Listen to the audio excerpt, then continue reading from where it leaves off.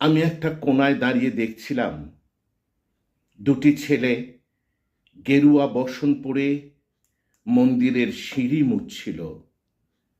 এত মন দিয়ে সিঁড়ি মুছতে আমি কাউকে দেখিনি। এত ভালোবাসা দিয়ে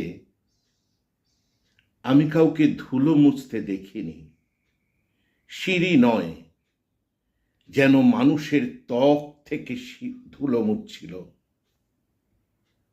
এভাবে কেউ কখনো সিঁড়ি মুছতে পারে আমি কখনো দেখিনি।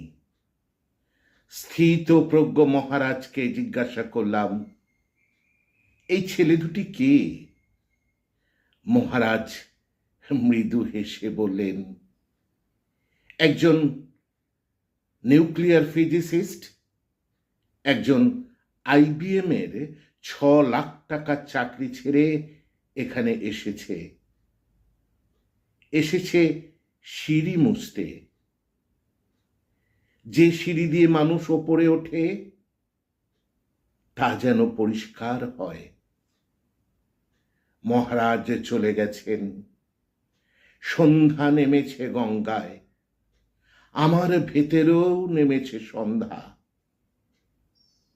পৃথিবীতে কত সিঁড়ি, সিঁড়িতে সিঁড়িতে এত ক্রোধ, এত দাগ, এত অপমান। আরতি শুরু হওয়ার আগে মনে হলো, যে সিঁড়ি মুছতে পারে না সে মানুষের চোখের জল মুছতে পারবে না।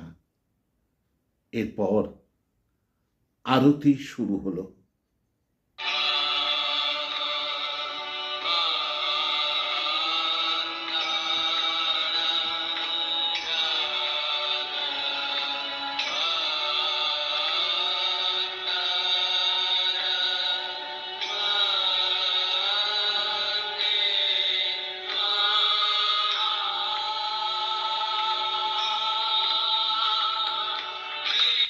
ধন্যবাদ।